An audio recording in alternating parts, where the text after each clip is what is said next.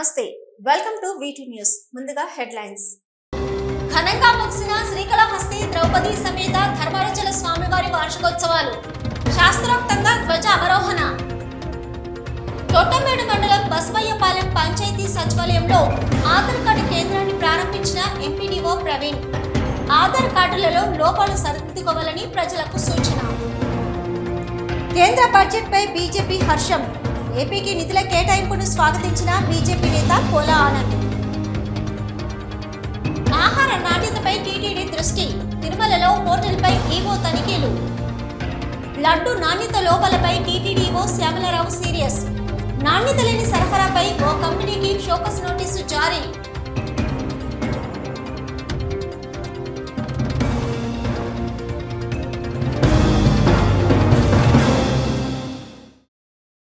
శ్రీకాళహస్తీశ్వర ఆలయానికి అనుబంధంగా నిర్వహిస్తున్న ద్రౌపది సమేత ధర్మరాజుల స్వామి ఆలయంలో జరుగుతున్న బ్రహ్మోత్సవాలు ఘనంగా ముగిశాయి. ఇందులో భాగంగా ధ్వజ అవరోహణ కార్యక్రమాన్ని స్థానిక ఆచారాలు సంప్రదాయాల మేరకు కన్నుల పండుగగా నిర్వహించారు. శ్రీకాళహస్తీశ్వర ఆలయానికి అనుబంధంగా నిర్వహిస్తున్న ద్రౌపది సమేత ధర్మరాజుల స్వామి ఆలయంలో జరుగుతున్న బ్రహ్మోత్సవాలు ఘనంగా ముగిశాయి. ఇందులో భాగంగా ధ్వజారోహణ కార్యక్రమాల్ని స్థానిక ఆచారాలు సాంప్రదాయాల మేరకు కన్నుల పండుగగా నిర్వహించారు. సుమారు 1500 మంది భక్తులు చీరల్ని అందించారు. వాటిని ధ్వజస్తంభంపై ఆవిష్కరించారు.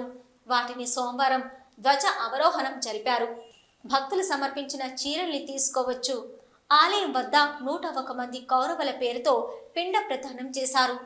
అగ్నిగుండంలో పాలు పోశారు. శాంతి పూజలు జరిపారు. అనంతరం మేళ తాళాలు, మంగళ వాయిద్యాలు, స్థానిక సంప్రదాయం మేరకు పూజలు నిర్వహించారు. తర్వాత ధ్వజ అవరోహణ జరిపారు. ఈ కార్యక్రమాల్ని ఆలయ ఎస్సీ మల్లికార్జున ప్రసాద్, రవి, చిన్న ఆలయ ఇన్ఛార్జి లక్ష్మయ్య, ఉత్సవాల ఇన్ఛార్జి దుర్గాప్రసాద్ సారథ్యంలో తదితరులు నిర్వహించారు. పూజారులు సంప్రదాయబద్ధంగా కార్యక్రమాల్ని జరిపించారు. పర్యవేక్షకులు శ్రీహరి కోదండపాణి, పురోహితుడు అర్ధగిరి స్వామి తదితరులు పాల్గొన్నారు.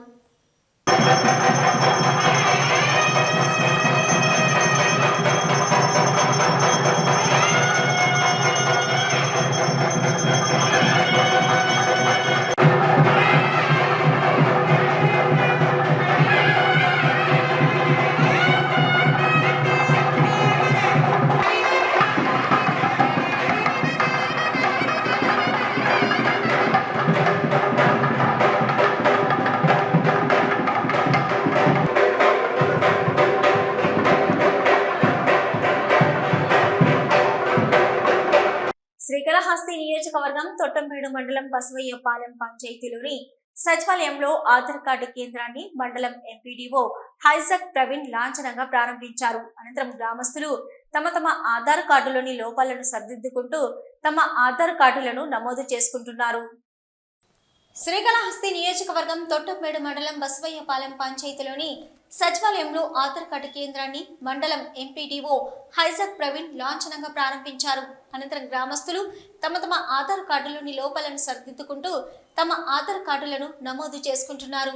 ఈ సందర్భంగా తొట్టంబేడు ఎంపీడీఓ హైజాక్ ప్రవీణ్ మాట్లాడుతూ రాష్ట్ర ప్రభుత్వం ఆదేశాల మేరకు నేడు శ్రీకాళహస్తి నియోజకవర్గంలోని తొట్టంబేడు మండలం బసవయ్యపాలెం పంచాయతీ సచివాలయంలో ఆధార్ నమోదు కేంద్రాన్ని ఏర్పాటు చేశామని తెలిపారు. చుట్టుపక్కల గ్రామాల్లోని ప్రజలు తమ ఆధార్లో ఎటువంటి లోపాలున్నా ఈ ఆధార్ కేంద్రం నందు సరిచేసుకోవాల్సిందిగా విజ్ఞప్తి చేశారు. ప్రతి ఒక్కరూ ప్రభుత్వం అందజేస్తున్న ఈ సేవలను సద్వినియోగం చేసుకోవాల్సిందిగా కోరారు.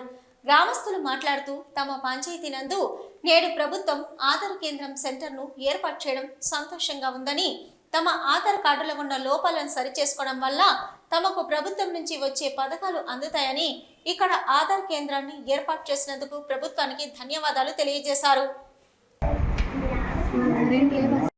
బసవపాలెం గ్రామంలో మాజీ డీలర్ని ఇక్కడ మా సచివాలయంలో ఏర్పాటు చేసిన ఆధార్ సెంటర్ను, ప్రభుత్వం ఏర్పాటు చేసిన ఆధార్ సెంటర్ మాకు ఎంతో నచ్చింది. ఇక్కడ నుంచి పిల్లకాయలు ఎవరైనా ఎత్తుకోవాల్సి ఉంటే మేము తీసుకొచ్చి ఎంట్రీ చేపిస్తూ ఉన్నాము. మాకు చాలా సంతోషంగా ఉంది. కాబట్టి ప్రభుత్వం చేసే పథకాలు మాకు బాగా నచ్చినాయి. రాష్ట్ర ప్రభుత్వ ఆదేశాల మేరకు ఈరోజు తొట్టంబేడు మండలంలో బసవయ్యపాలెం గ్రామ సచివాలయ పరిధిలో ప్రత్యేక ఆధార్ క్యాంపు ఏర్పాటు చేయడం జరిగింది. ఈ క్యాంపు ఈ సచివాలయ పరిధిలో ప్రజలకు సేవలు అందించడానికి ఈరోజు ప్రత్యేకంగా ఏర్పాటు చేయడం జరిగింది. ఆధార్కి సంబంధించి ఫోటో మార్పిడి చేసుకోవడానికి కానీ, అడ్రస్ మార్పు చేసుకోవడానికి కానీ, చిన్నపిల్లలు ఎవరైనా 0 to 5 years ఉంటే కొత్త ఆధార్ నమోదు చేసుకోవడం కానీ, ఈ విధంగా అన్ని సదుపాయాలు ఇక్కడ కేంద్రంలో కల్పించడం జరిగింది. ఈ నెల 23వ తేదీ నుంచి 27వ తేదీ వరకు ఈ విధంగానే 5 గ్రామ సచివాలయాల్లో పొయ్య, చిన్న సూరమాల ఇవన్నీ కేంద్రాల్లో కూడా ఏర్పాటు చేయడం జరుగుతుంది. ప్రజలందరూ కూడా మన ప్రాంతంలో ఏర్పాటు చేసిన ఆధార్ కేంద్రాన్ని సద్వినియోగం చేసుకొని ప్రభుత్వం అందించే సేవలు పొందాలని అందరికి కూడా సూచిస్తున్నాము. శ్రీకాళహస్తి రూరల్ మండలానికి చెందిన మనవరం గ్రామ అంగన్వాడీ టీచర్ గాయత్రి సిడిపిఓ అధికార దుర్వినియోగానికి పాల్పడిందన్న ఆరోపణల నేపథ్యంలో అస్వస్థతకు గురయ్యారు. ఈ నేపథ్యంలో కార్యాలయంలోనే స్పృహ తప్పి పడిపోవడంతో అక్కడే ఉన్న మరికొంతమంది అంగన్వాడీ ఉద్యోగులు ఆమెను హుటాహుటిన 108 వాహనం ద్వారా శ్రీకాళహస్తి ఏరియా ఆసుపత్రికి తరలించారు. శ్రీకాళహస్తి ప్రభుత్వ ఆసుపత్రి నందు వైద్యులు ఆమెకు వైద్య చికిత్స నిర్వహిస్తున్నారు.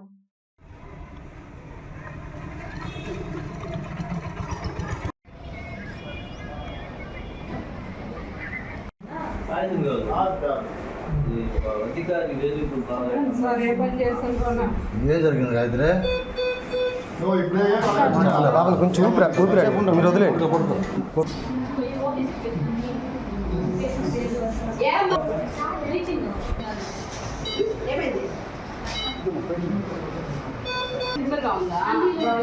బీపీ షుగర్ అటెండ్ ఉందా?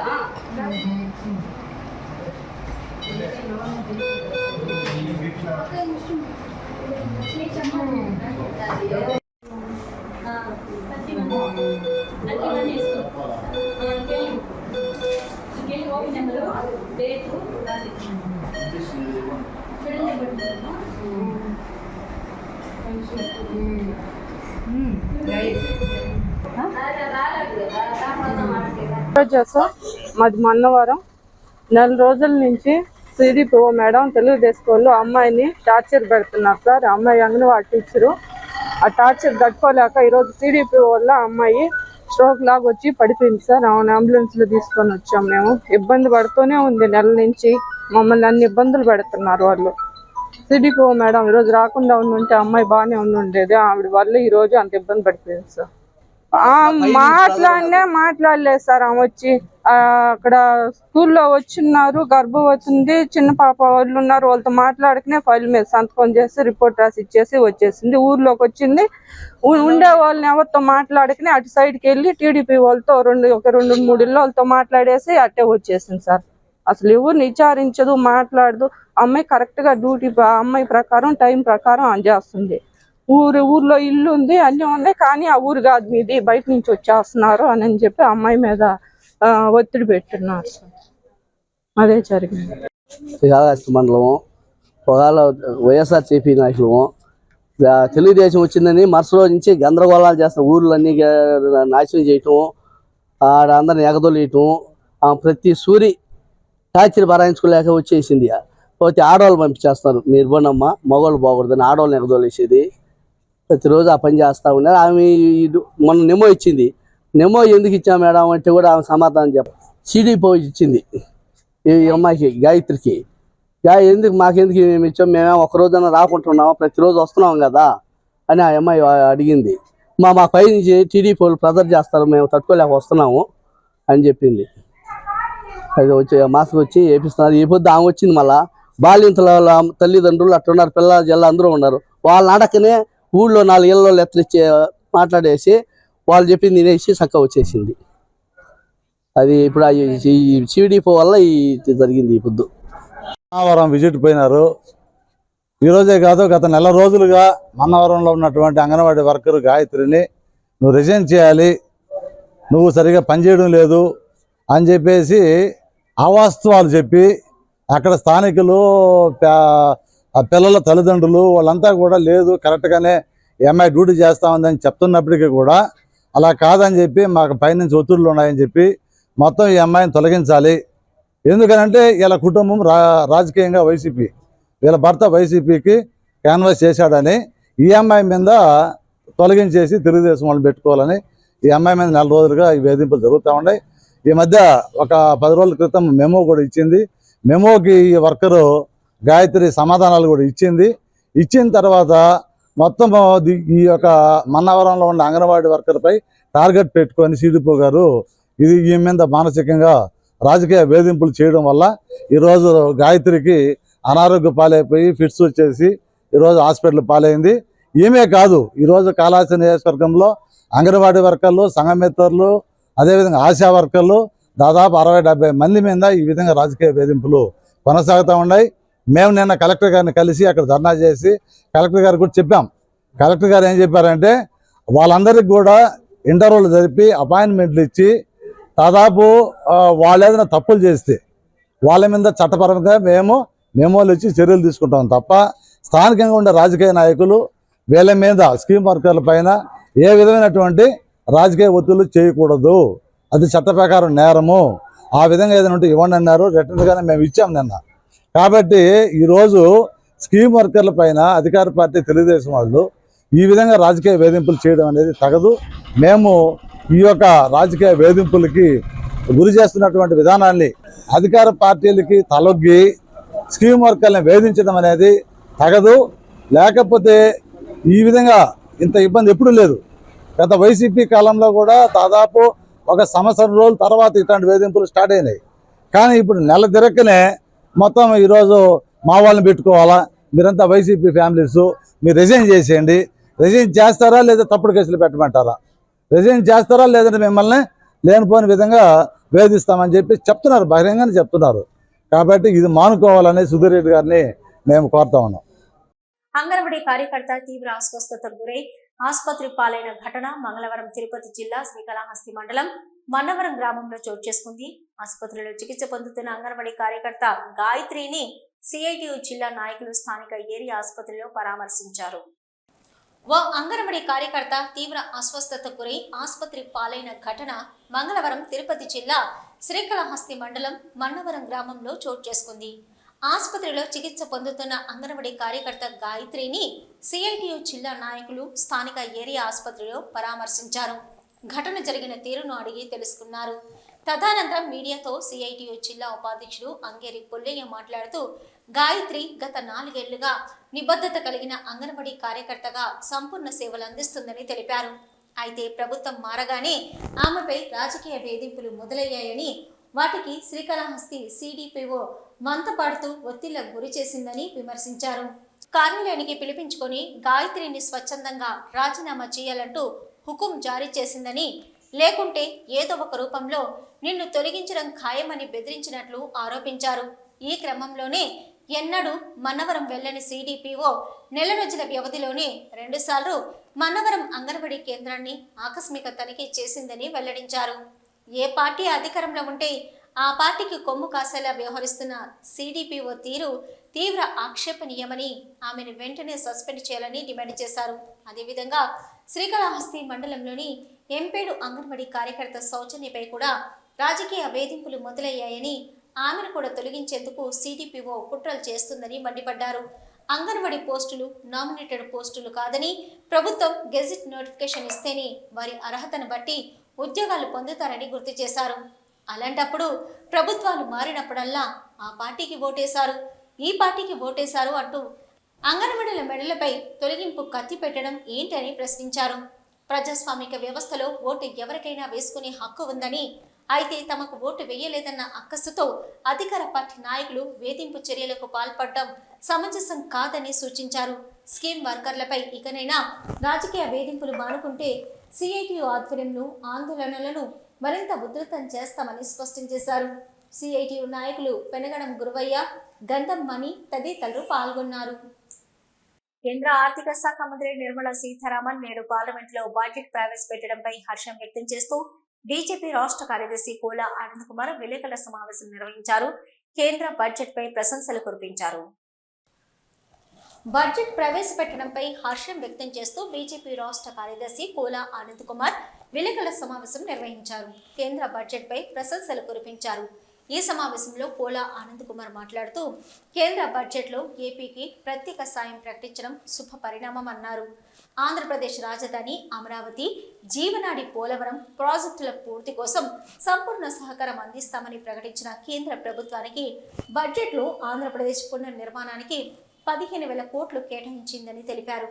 అదేవిధంగా ఆగిపోయిన వెనుకబడిన ప్రాంతాలకు అభివృద్ధికి ప్రత్యేక నిధులు ఇస్తామని చెప్పడం రాష్ట్ర ప్రగతికి, నియోజకవర్గాల అభివృద్ధికి తోడ్పడుతుందని, ఏపీలో పారిశ్రామిక మౌలిక సదుపాయాల కల్పనకు ఆర్థిక సాయం ఇవ్వడం వల్ల పారిశ్రామిక అభివృద్ధి జరుగుతుందని, తద్వారా నిరుద్యోగ యువతి యువకులకు ఉద్యోగ ఉపాధి అవకాశాలు లభిస్తాయని, కేంద్ర ప్రభుత్వం ప్రవేశపెట్టిన బడ్జెట్ అన్ని వర్గాల ప్రజలకు మేలు చేకూరుతుందని, ఈ సందర్భంగా కేంద్ర ప్రభుత్వానికి మరియు ప్రధానమంత్రి నరేంద్ర మోదీకి ఆయన ధన్యవాదాలు తెలియజేశారు. డబుల్ ఇంజన్ సర్కార్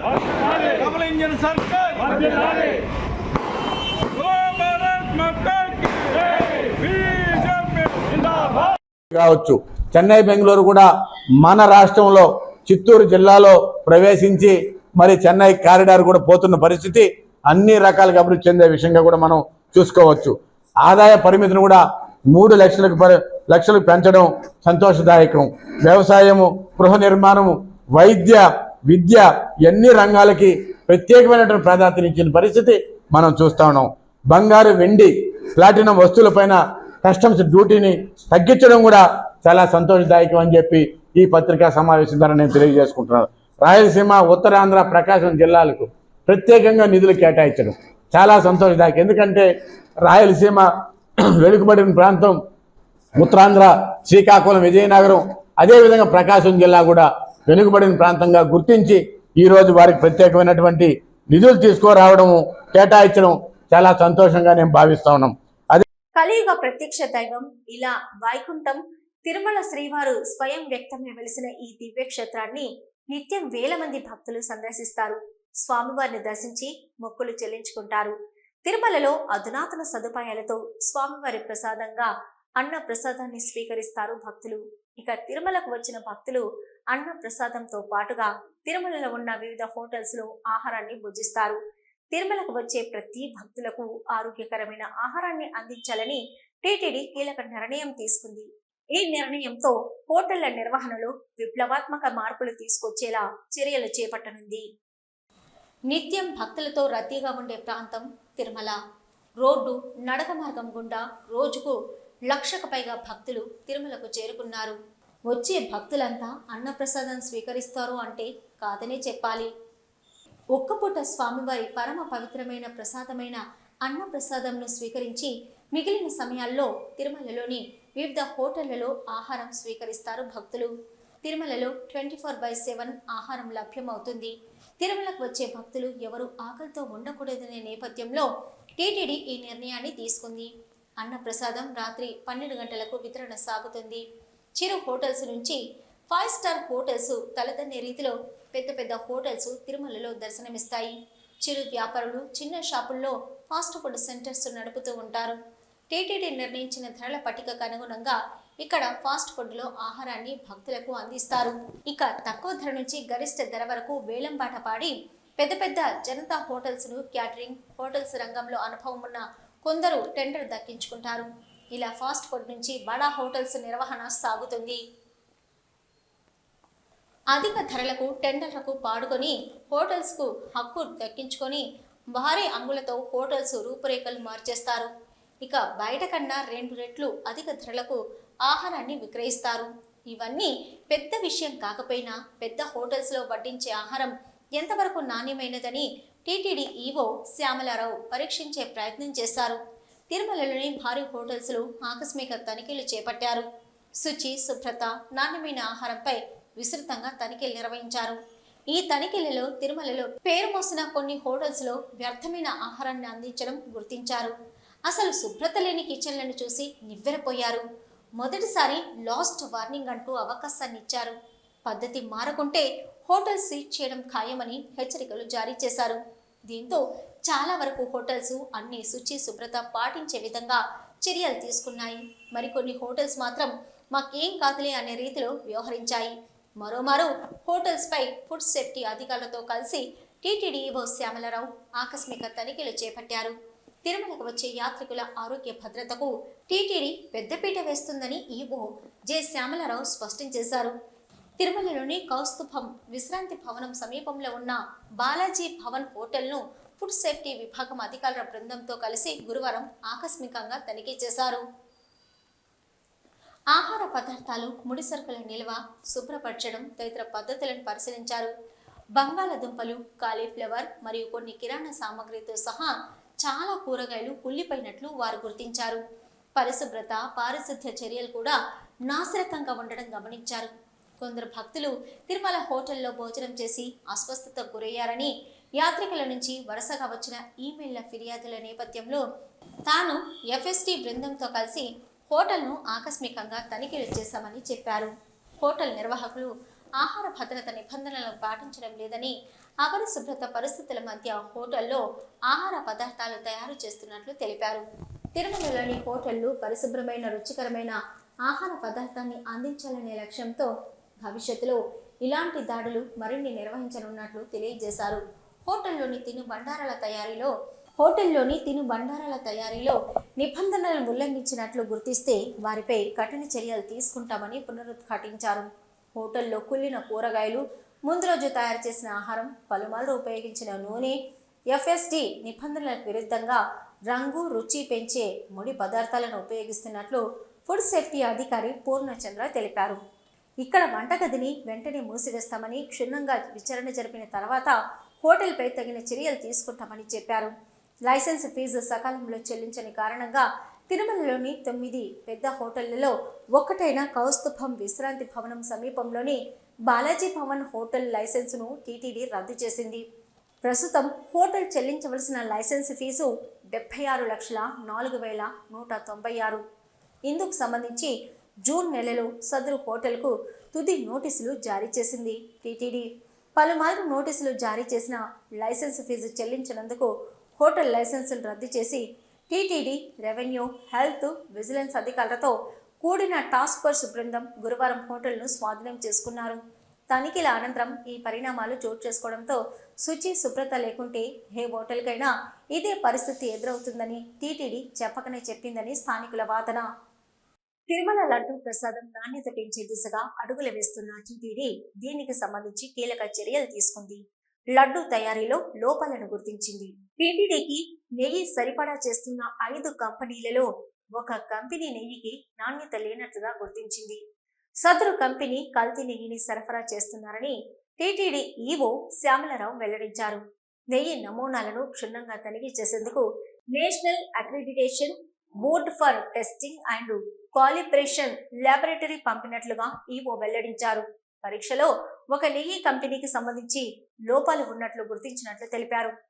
టెండర్ నిబంధనలు ఉల్లంఘించి కల్తీ నెయ్యి సరఫరా చేసిన సదరు కంపెనీని బ్లాక్ లిస్ట్ లో పెట్టేందుకు ముందుగా నోటీసు జారీ చేసినట్లు తెలిపారు.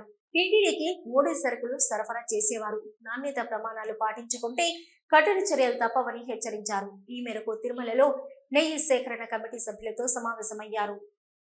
అసెంబ్లీ సమావేశాలు రాష్ట్రంలో వాడివేడిగా సాగుతున్నాయి. ఈ సందర్భంగా సభలో ప్రభుత్వం తమ ప్రాధాన్యతను సభకు తెలియజేస్తుంది. ఈ నేపథ్యంలోనే సూపర్ 6 పథకాలకు సంబంధించి ముఖ్యమంత్రి చంద్రబాబు కీలక ప్రసంగం చేశారు. ఎన్ని ఆర్థిక ఒడిదుడుకులు ఉన్నప్పటికీ గత ఎన్నికల్లో హామీ ఇచ్చిన మేరకు సూపర్ 6 పథకాలను అమలు పరుస్తామని, వీటికి సంబంధించిన గ్రౌండ్ వర్క్ మొత్తం పూర్తవుతుందని అన్నారు చంద్రబాబు. గత ప్రభుత్వ హయాంలో ప్రజలు అనేక ఇబ్బందులు ఎదుర్కొన్నారని, ఇకపై ఇలాంటి ఇబ్బందులు ప్రజలకు కలగకుండా తమ ప్రభుత్వం ముందుకు వెళ్తుందని అన్నారు ముఖ్యమంత్రి చంద్రబాబు నాయుడు.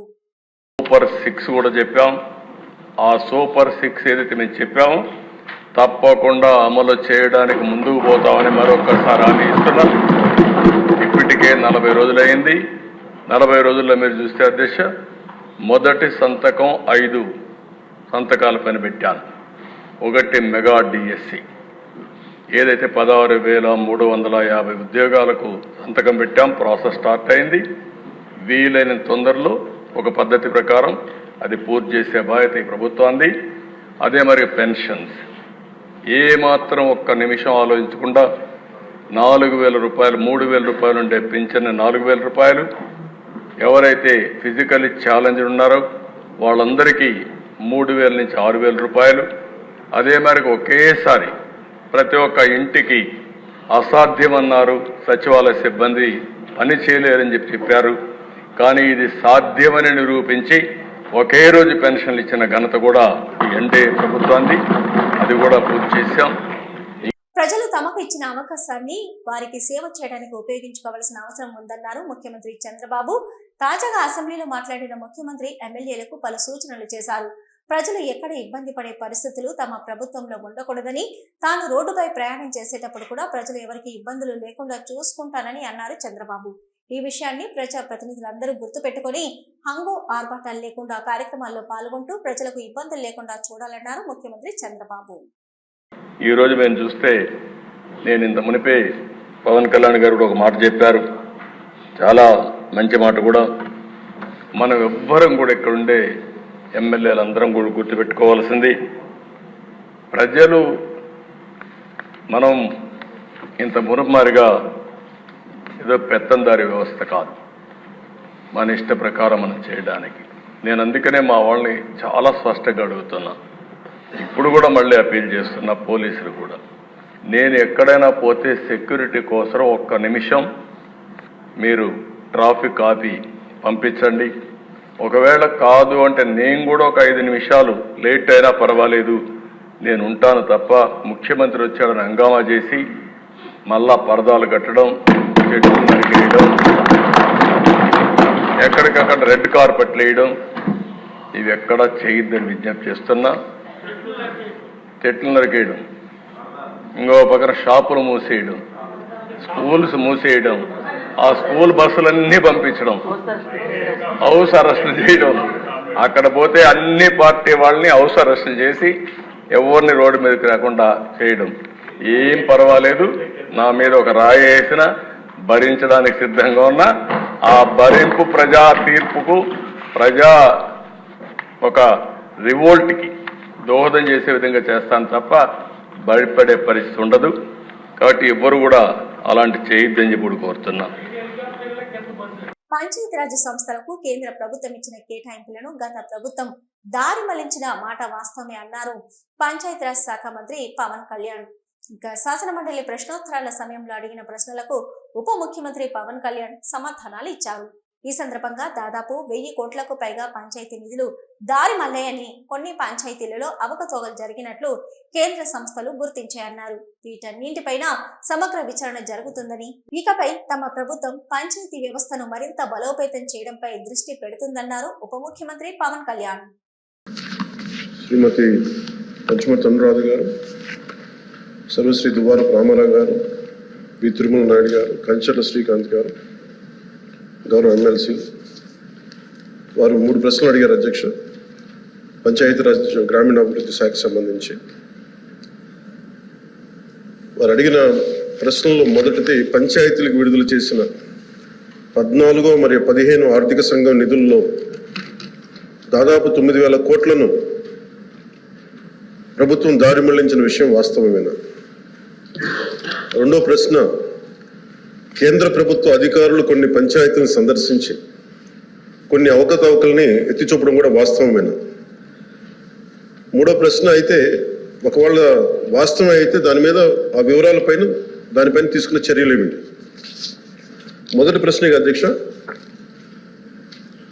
9,000 కోట్లను గత ప్రభుత్వం దారి మళ్లించిందా లేదా అనేది అడిగారు అధ్యక్ష. దానికి మా సమాధానం అవునండి. కేంద్ర ఆర్థిక కమిషన్ గ్రాంట్లలో మళ్లింపు జరుగుతోంది. ఇప్పటి వరకు భారత ప్రభుత్వం ఆర్థిక కమిషన్ గ్రాంట్ను విడుదల చేసినప్పటికీ పంచాయతీరాజ్ సంస్థలకు 998 కోట్ల నిధులు ఇంకా విడుదల కాలేదు. ఇది మొదటి దానికి సమాధానం అధ్యక్ష. రెండో ప్రశ్నకి, కేంద్ర ప్రభుత్వం అధికారులు రాష్ట్రంలోని ఒక 5 గ్రామ పంచాయతీలను సందర్శించారు. మరియు ఎంఓపిఆర్ భారత ప్రభుత్వం న్యూఢిల్లీ వారు 16/10/23 తేదీన డిఓ లేఖ నెంబర్ M11015/150/2020 FD Part 1 ద్వారా ఆంధ్రప్రదేశ్ ప్రభుత్వానికి వారి పరిశీలనలు తెలియజేశారు. ఆంధ్రప్రదేశ్ ప్రభుత్వం సమర్పించిన పరిశీలన మరి ప్రచిత్రాలను కూడా ఈ అనుబంధానికి జత చేయడం జరిగింది. గౌరవ సభ్యులు ఇంకేదైనా సందేహాలు ఉంటే అనెక్షర్ని అనుబంధంగా ఉన్నాయి వీటన్నిటి చదువుకోవచ్చు. అధ్యక్ష, ఈ ఆర్థిక సంవత్సరం బడ్జెట్ నిధులలో ఆంధ్రప్రదేశ్ కు పెద్దపీట వేయడం శుభ పరిణామమన్నారు తిరుపతి బీజేపీ నాయకుడు నవీన్ కుమార్ రెడ్డి. వికసిత్ భారత్ లో భాగంగా ఆంధ్రప్రదేశ్ రాష్ట్రానికి నరేంద్ర మోదీ నాయకత్వంలో హ్యాట్రిక్ సాధించి 3.0 బడ్జెట్ ను వరుసగా 7వసారి ప్రవేశపెట్టిన ఘనత బీజేపీ సర్కారుకు దక్కిందని అన్నారు. అమరావతి రాజధాని నిర్మాణం కోసం బడ్జెట్ లో అదనంగా 15,000 కోట్ల నిధుల కేటాయింపుతో ఏపీకి పూర్వ వైభవం ప్రారంభమైందన్నారు. ఈ పరిణామంతో పారిశ్రామికవేత్తలు పెట్టుబడులు పెట్టేందుకు క్యూ కడతారన్నారు. రాయలసీమ, ఉత్తరాంధ్ర, ప్రకాశం జిల్లాల అభివృద్ధికి ప్రత్యేక నిధులు కేటాయించడంతో పాటు విశాఖ, చెన్నై కారిడార్కు ప్రత్యేక నిధుల కేటాయింపుతో రవాణా రంగం ఏపీలో అగ్రగామిగా నిలుస్తుందని అన్నారు నవీన్ కుమార్ రెడ్డి.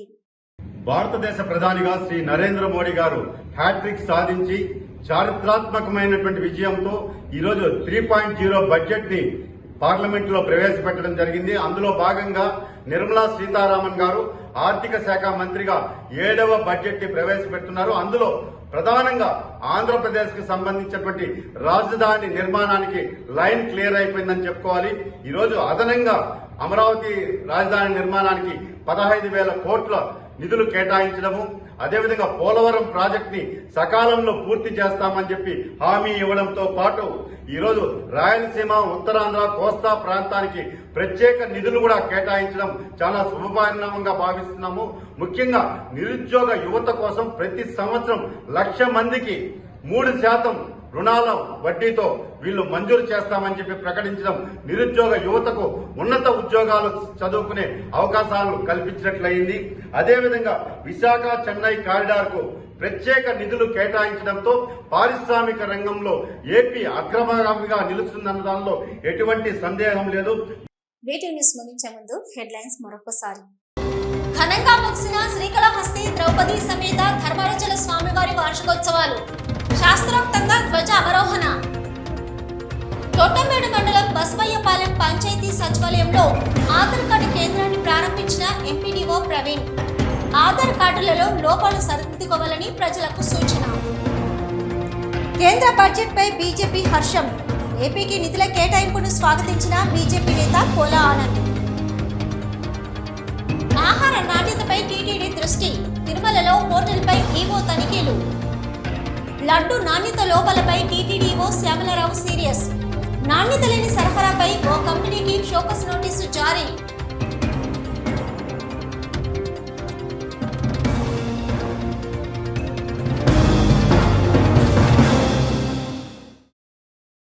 ఇవి ఇప్పటివరకున్న వీటి న్యూస్. నమస్తే.